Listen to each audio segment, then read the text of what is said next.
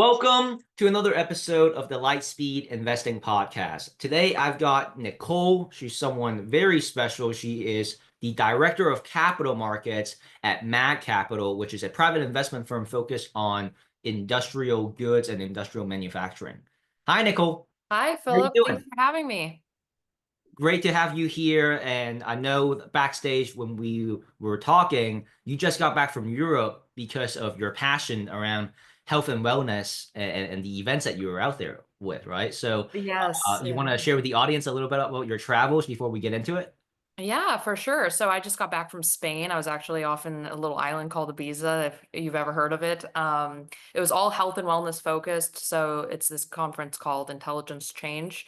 And a friend of Uh, mine puts it on who founded the 5 Minute Journal. And I got to meet a lot of cool entrepreneurs. I think that's an important part of, anyone's journey of whether it's entrepreneurial or investing is, you're soaking in knowledge, you want to network and meet people. And so, that's something really important to me that I've kept going through with whether that's through health and wellness or through finance, is that I'm looking to always surround myself in those types of environments. So yeah, it's a success. no, absolutely. And I know for you, you have a very interesting hybrid blend, right? Because you started trading and learning how to trade in college. And because of your passions around health and wellness, it led you to a journey where you're now working at MAG, right? You guys invest into commercial real estate for essential goods, right? Food manufacturing. And I think that Yeah. probably has something to do with your passion for health and wellness. So you want to share with the audience exactly what MAG does? Just for a high level overview and what kind of got you to being the director of capital markets now? Yeah, for sure. So Mag Capital started out off about 11 years ago. The partners have, I think, about 60 years combined experience in acquiring commercial real estate. They actually started in medical buildings and a lot of the times through sale leaseback, which essentially means that it's owner occupied and they're just selling the real estate back to you Mhm. and setting a lease, right? So essentially in residential, with a lot of people own their homes, imagine that you owned your home and you were looking to sell it because you want to reinvest maybe in your business or something else.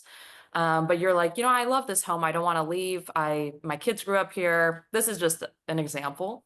And so then you sign a lease. 20 years is what we like to sign.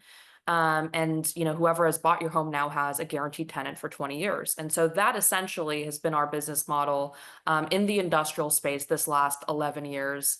And yeah, so they started off far before that in medical and have now gone to American manufacturing and food produce is essentially what we're targeting. Some logistics, but Sure. all necessary type of tenants. Yeah, and that's a very great space to be in, right? Because it's the essential good space and investing space with real estate. But outside of that, right, let's talk about you specifically on this episode.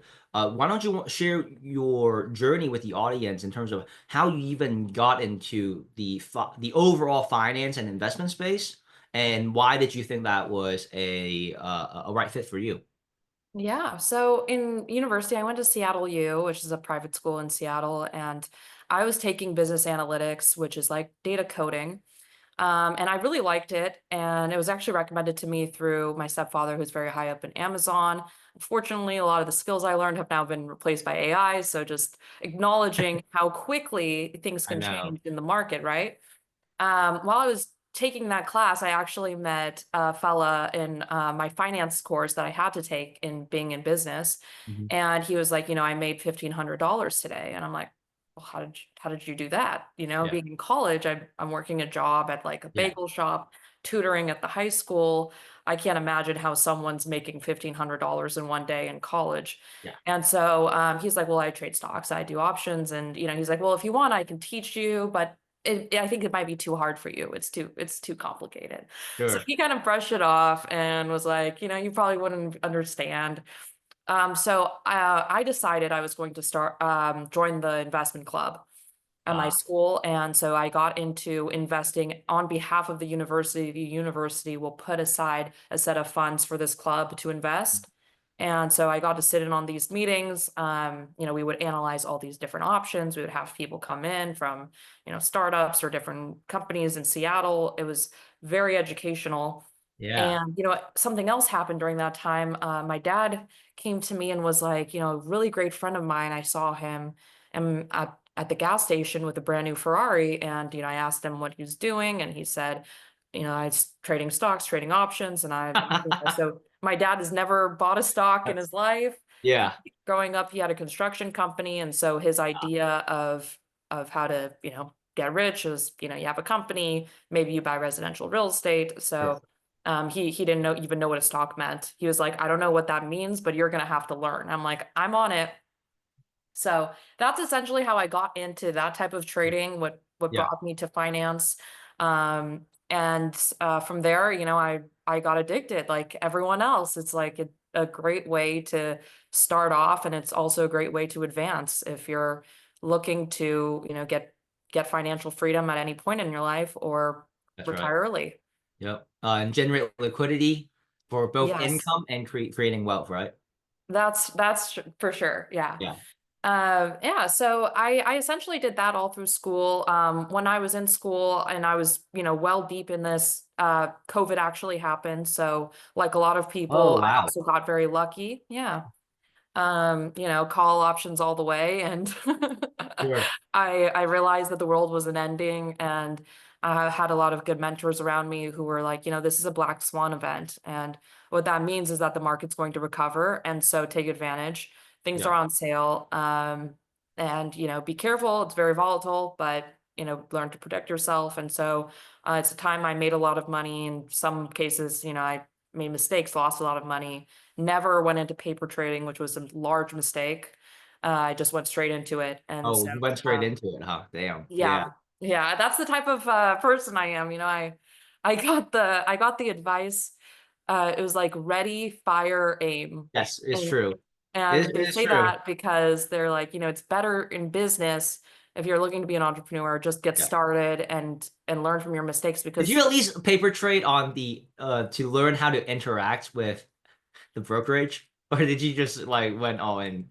I Uh, went all in. oh I wow. you know, I mitigated risk by not investing too much at first, but Uh, once I got the hang of it, sure. I was like, okay, I'm going all in.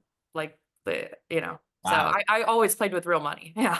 Okay. All right. So Yeah. and you studied business, or did you study like some other field, and that finance class got you into, I would say more like it wasn't the formal education, right? It was the self-education, I would say, and the influence of those around you.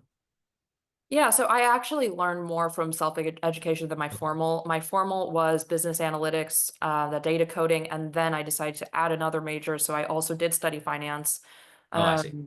and then also minored in economics, just to, understand macro and micro Sure. markets, Yeah. which probably is what, dragged me into, other investing is that economic space Okay. really gets you understanding how many ways you can really make money in the world.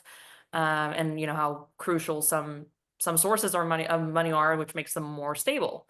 And, Yeah. whatever is more important, more crucial to human life is going to be more stable, which we'll get into later on in the podcast if we cover more of Yeah. the No, human but that's a factor. great point because like for me, I wanted to study a master's degree coming from medicine, where it would allow me to have a bridge to business. And I still remember it was similar to you. It was the master's of data science, right? Analytics, data science, and statistics under KU Met's biostatistics department. And at the very last semester, I decided to not graduate. I was like 98% completed because they Wow. wanted me to finish it off with a business analytics class and a comprehensive exam. And I just remember over and over again, like having this internal dialogue, like, why would I analyze business when I should be doing business? So as opposed to graduating, I formed my LLC that summer and I never looked back. And Oh, that's, I'm proud of you. That's, yeah, the taking a risk like that just showcases that you're all in, right? You're not looking for a plan B. I've had moments like that for sure, yeah. where I'm No, like, but it's the point that you made is even though when I hear from you, like you have all this formal education, right? The business analytics, the finance, the economics, you're still preaching that self-education, oh right? yeah, oh yeah, yeah, of course. I mean, the best.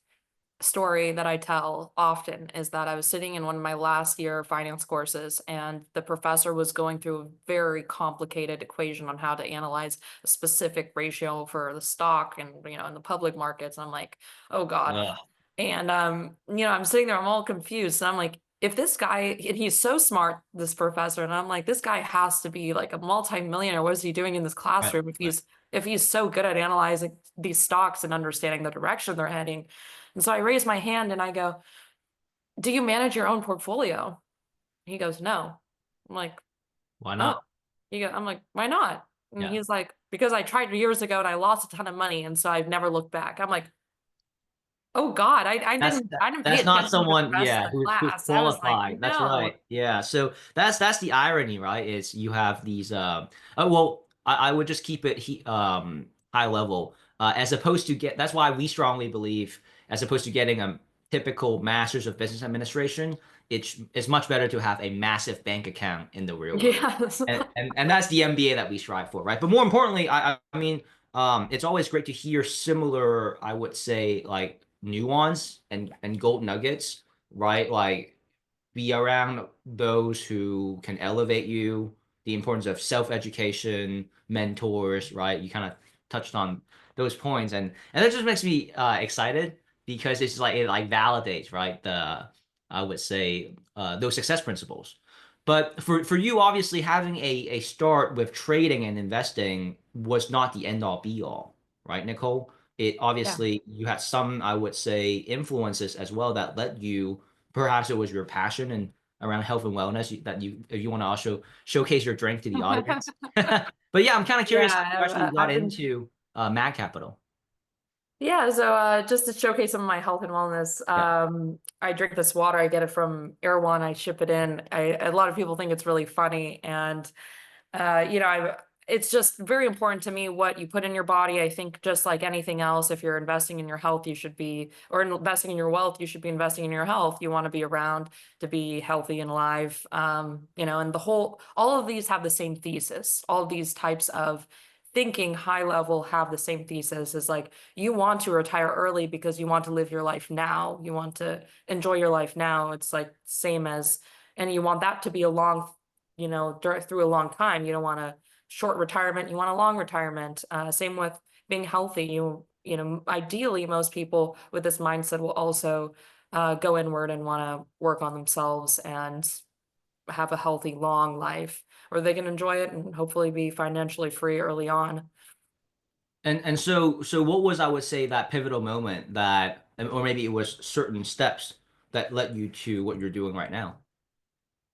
Well, I would say there's a lot of things. I grew up in a place where the city I grew up in was basically formed around Microsoft and Amazon. And so I was in the city when my parents first moved there. All these first employees of Microsoft basically created what is Sammamish, Washington today. Redmond, Washington was where the original headquarters of Microsoft were. And Hmm. so, I had friends' parents who created one of the microchips that are in all of the, Microsoft laptops. I've had friends' parents who own tech companies, and there's that was being around wealth and coming from and being first generation was one of the things that really motivated me throughout the beginnings of my life Mm. and made me believe that anything is possible because my parents worked very hard, yes, and they did a great job for themselves in terms of getting in early on real estate and just saving and being frugal in the traditional sense.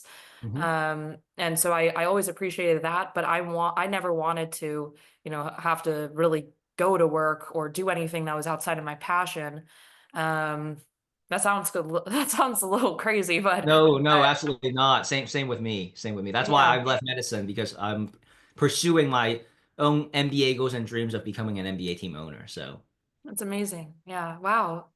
And it's so possible when you get to see people in reach, right? So, the world is not as big as it seems. And I've realized that's what got me to the place I am today. I'm still in my 20s. Um, and I am proud of myself and my journey. I went from, school to I don't want to work for anyone. I started doing Airbnbs. I was in a relationship with someone who was in the solar business, and he was doing incredible. I think when we met, you know, it was bringing in 50 to 100,000 a month in just that. And I was like, whoa, I didn't know this was possible. And so I was like, what am I going to do? I want to do something. I don't want to have to go to a job. And, you know, you want to travel and I want to be able to get up and go. So I tried to look at options outside of, you know, a typical 9 to 5. And that's kind of what brought me to Airbnb and just trying doing side hustles. That was really nice. I went from there to fix and flips. And then, you know, from there, I was like, well, let's get back into investing. It's always been my passion. Um, and and so I found out about private investments, and that's kind of what brought me to where I'm at today, and Mm. why I'm working for, you know, a private investment firm. And so, yeah, it's a, you know, where we essentially are giving people passive income, and and that's just one of the many ways to, you know, help you retire and be hands off. And now you get to travel places like Dubai and Europe, right? And then attend health and wellness events. How long have you been at Mad Capital, by the way? Just about a year and a half. Oh, So okay. I spent about the first 6 months since I met them. I kind of got introduced to the principals about 2 years ago. And at that point, I decided I wanted to have a mentorship or work. You know, I didn't actually know if I wanted a job, like the job. Right. Oh, yeah, right. I was like, how about a mentorship maybe? Or I don't know. And so they recommended that I take the CCIM. It's, Oh, yeah. you know, a course for commercial real estate investors, for active investors, but you learn a lot. I would recommend it for anyone who's truly interested into, you know, investing, themselves. If you're looking for passive, then you want to find a trusted sponsor. But if you are looking for active, then I would recommend taking the CCIM. It's a 2 year course that's quite intense. It teaches you a lot, circles back in a lot of the finance stuff that I learned in school, but a lot of real world skills like negotiating on properties and whatnot. So that's kind Yeah. of what I spent my first 6 months doing before I started at MAG. Wow. And yeah, it's been Well, you certainly worked your way into it because if you know, right, I actually met a gentleman on my last Beverly Hills trip, and he has a CCIM, and he was telling me about how difficult that license, that he said something along the lines of like that license is like the end all be all in commercial real estate, you know, as he was, I think, hopping into his private jet to go back to I'm where, not quite there, but you know, it's yeah. I'm just kidding.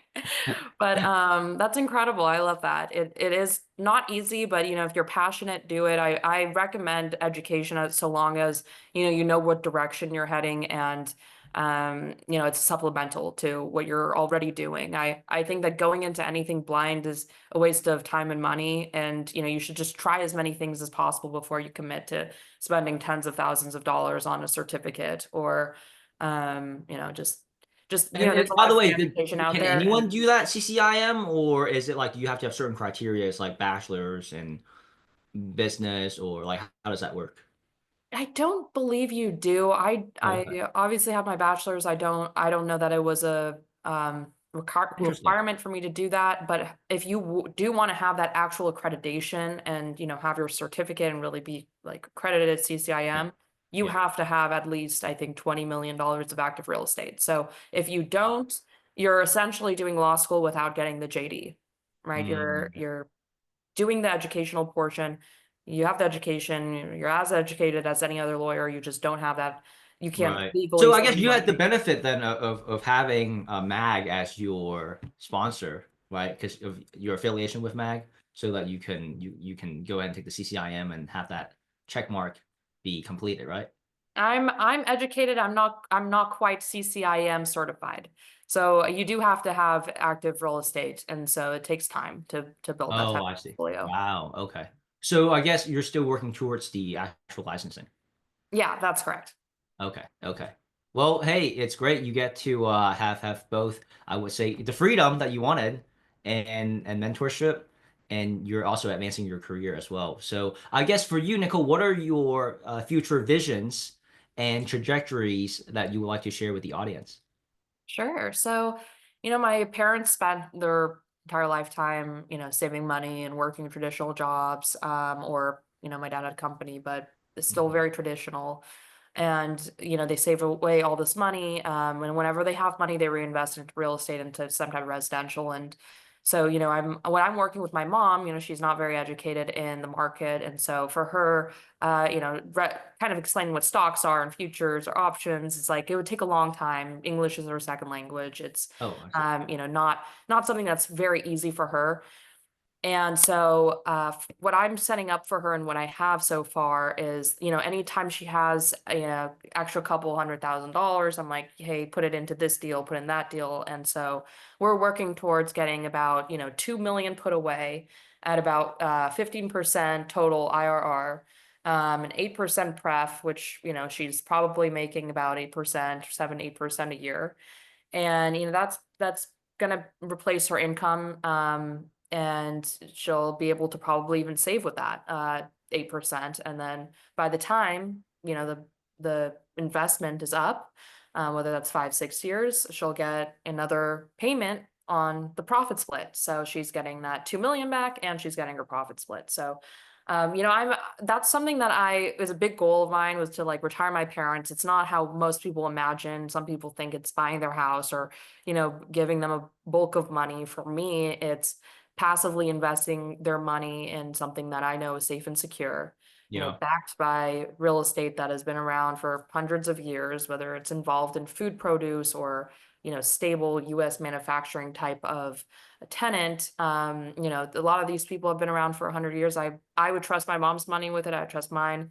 And I think it's amazing that we have these options, because not so far back, I'm sure you have listeners who are probably 40 plus, and they'll attest to this, that private investments used to be solely for the ultra high net worth, and that most people did not have access. Nowadays, all it takes is an accreditation, which I believe means you have like a $1 million in your net worth, or you make $200,000 a year, which most people have $1 million in net worth based on their house value, right? It's not too far fetched. It's especially if you're living in any major city. And so, if you are accredited, you can have access to a lot of private investments that are relatively safe, some very, very safe, and you could kind of work towards that retirement, and where you could truly sit on a beach and not have to even own a cell phone, right? You can just have your credit card, and or your, if we're advancing into blockchain, maybe your digital wallet. Well, but that is the thing about the digital age now, right? I mean, the fact that you and I can meet, right? You're on the West Coast, I'm here in the Midwest, and on top of that, we can share information to those listening in just through a podcast. That's huge, right? And it opens up a lot of doors. Even in the trading space, you don't have to be in the physical exchanges anymore, and fight like madmen amongst the trading floor, right? You can do it electronically now. So yeah, it's definitely great with the technological advances that we have. But it sounds to me like your number one thing you want to check off is definitely family, right, and retiring your parents, um, and then maybe integrating additional shipping of clean water, clean spring water as well. Yeah. Right? I, it's ridiculous to most people that I ship water in, but everyone has their things and luxuries. Some people want to spend a ton of money on, their hair every month. I Well, like. I don't blame you because unfortunately there are no it is known to carry microplastics in the traditional water that we drink. So that's why I don't really do I would say the grocery store waters anymore. I always distill my own. So I can resonate with you there. Awesome. But hey, Nicole, it was a pleasure meeting and getting to know you more. To conclude this episode, what would you say is, your number one points of wisdom or like pitfalls to avoid, right? For those listening in, maybe if you were in a time machine and you were about to meet your 18-year-old self all over again. Yeah. So, even though we're exposed to things like day trading, and that seems like it's the fast way, there really is no fast way to acquiring wealth. Do need to take the time to do things the right way, and that is the fast way, right? So to paper trade, I recommend. I don't recommend to just ready, fire, aim everything. A lot of doctors are very diligent and will, stick to procedure. So I'm not worried about you guys, but I think it's very important to do things the right way, and also, just never to burn bridges and keep in contact with people, even if it's a hi, hey, hello here and there, where a lot of professions are, oriented around being singular, but they say, if you want to go anywhere fast, go alone. But if you want to go anywhere far, you got to go together. And that's something that Right. really resonates with me when I look at the people in my network who have, um, you know, made it the furthest. They Mhm. they have the best connections, and they didn't just do that by like schmoozing or, you know, buying their friends, whatever, it's just like you are genuinely, you have values, you're there for people, and that kind of goes through your personal relationships and your business relationships. And so, Absolutely. the Well, I same mean, thing yeah, with it's so community. important. You have to have things that you can bring to the table, right? And when you are granted an opportunity at one of those, I would say, tables of connections, right? That's where you can make an impression. Yeah, And so for me, it's always investing in yourself first and foremost, right? Before investing into anything. And when I say invest in your skill, self, like your own growth, personal development, skill sets, knowledge, whatever, and people will resonate with that, right? And so when you have those conversations with them, you don't need to smooth, right? exactly, Because exactly. you have actual substance to bring to the conversation. So I love that, Nicole, and it was great meeting you. Getting some FaceTime for the first time. What is the best way if the audience wanted to get a hold of you and just to connect with you directly? Sure. You can reach out to me on LinkedIn. My name's Nicole Daeila. It's Daeila, or shoot me an email at nicole@magcp.com. And you can also reach out to us on our website if you want to learn more. I'm sure I'll be back and we can chat a little more, Philip. But our website is www.magcp.com.